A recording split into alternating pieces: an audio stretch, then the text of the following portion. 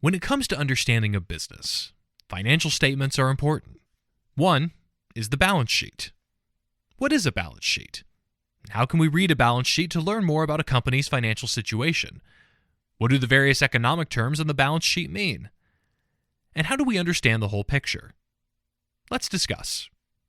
Before we move ahead, welcome to Finance Functionality, the largest YouTube channel about finance and investment. Please take a moment, go down and hit the like button, and if you have not subscribed to our channel yet, go to Subscribe Finance Functionality to stay connected. The balance sheet is an overview of what a company owns and what a company owes. What is owned is on the left. What is owed is on the right. The balance sheet is one of two financial statements that a company puts together and publishes. The two financial statements are the income statement, which is an overview of the profit or income that the company generates during a period, and the second is the cash flow statement, which is an overview of how much cash the company generates and where it spends the cash during a period. The balance sheet is like a snapshot of a company's financial position at a point in time. The income statement and cash flow statement are more like movies that focus on the money flow during a specific period. This usually covers a month, a quarter, or a year. When reading a balance sheet, it is essential to focus on the categories. Current assets and non-current assets are on the left. Current liabilities, non-current liabilities, and equity are on the right. Existing assets are cash and other assets that are expected to be converted to currency within a year. Non-current assets are longer-term investments that cannot convert into cash quickly. Current liabilities are amounts due to be paid to creditors within 12 months. Non-current liabilities are amounts owed that are to be paid after 1 year. Equity on the balance sheet is the book value of the shareholder capital. That's how the balance sheet works on a conceptual level. For a better understanding, let's take a look at a real-world company, such as Walmart. Walmart's fiscal year runs from February through January, so we'll be reviewing the year-end balance sheet of January 31st, 2021. Current assets, $61.8 billion. Non-current assets, $174.7 billion, adding up to total assets of $236.5 billion. Current liabilities, $77.8 billion. Non-current liabilities, $77.1 billion. Equity, $81.6 billion. And as the balance sheet suggests, the total amount owned equals the full amount owed. Per the accounting equation, assets equal liabilities plus equity. Let's look at the balance sheet in more detail and review what is in each of the balance sheet categories. Current assets, non-current assets, current liabilities, non-current liabilities, and equity. The same 5 categories with just a lot more detail to dig into. In the American format of the balance sheet, assets are listed from most liquid to least liquid. Liabilities are listed from due first to due last. I will take you through the mainline items. Cash is the most liquid asset.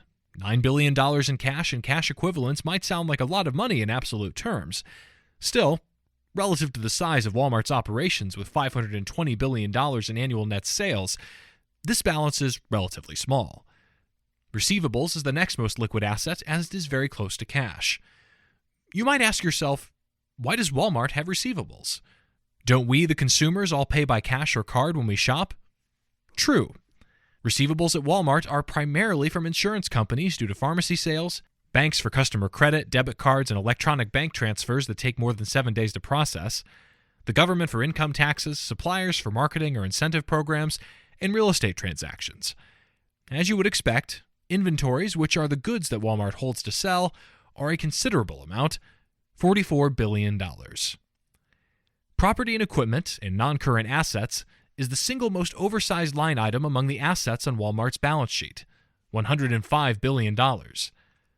Land, buildings, fixtures and equipment, plus transportation equipment and construction in progress. Property and equipment is a non-current asset, as it is a long-term investment with estimated useful lives of certain asset classes up to 30 or even 40 years. Operating leases and financial leases are new line items on the balance sheet since the new leasing standard ASC 842.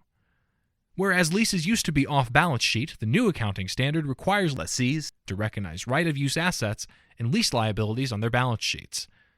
For Walmart, the lease assets are pretty much offset by the short-term lease obligations and long-term lease obligations in terms of the amounts.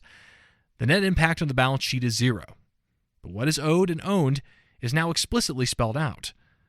Walmart's balance sheet's goodwill is primarily related to Walmart International, the difference between the purchase paid for retail operations that Walmart acquired and the fair value of the business combination's net assets. Now that we know what the mainline items on the balance sheet's assets side mean, it is vital to put things into perspective by clearly identifying in terms of size. Property and equipment, $105 billion. Inventories, $44 billion. Goodwill, $31 billion. That's more than 75% of the asset's value in just 3 lines. Onto the liabilities and equity side of the balance sheet. Accounts payable, invoices received from suppliers but not paid yet, $47 billion. According to the notes in the financial statements, accrued liabilities consist of accrued wages and benefits, insurance-related liabilities, accrued taxes such as payroll and sales tax, and deferred gift card revenue, totaling $22 billion. Long-term debt due within 1 year is exactly what it says. That part of the long-term debt is repaid or renewed within 1 year. Long-term debt of $44 billion in US dollars, euro, sterling, or yen dominated debt with maturity dates up to 30 years in the future, per the notes to the financial statements. The book value of the shareholder capital, the most extensive line item in dollar size, is retained earnings within equity. The part of the company's cumulative historical profits has not been distributed to shareholders through a dividend. Another exciting part of equity is no controlling interest.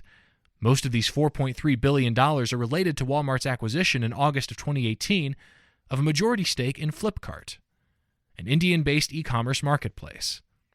The no controlling interest is a part of the shareholder capital of Flipkart that Walmart didn't buy but somehow has to account for.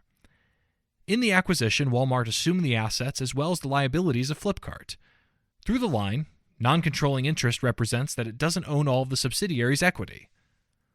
On the balance sheet's liabilities and equity side, the top 3 in terms of size are equity of $82 billion, accounts payable of $47 billion, and long-term debt of $44 billion. The next section of the balance sheet compares what you find on the left and what you find on the right. In working capital management, Walmart's inventory balance of $44 billion is financed by Walmart's suppliers through accounts payable of $47 billion. The balance sheet, an overview of what a company owns and what a company owes at a point in time, can tell fascinating stories about a company's financial situation. If you have any questions about the balance sheet, then please post them in the comments below. Want to learn more about business, finance, accounting, and investing? Then subscribe to Finance Functionality, the most extensive finance YouTube channel, and start watching the following video. Thank you.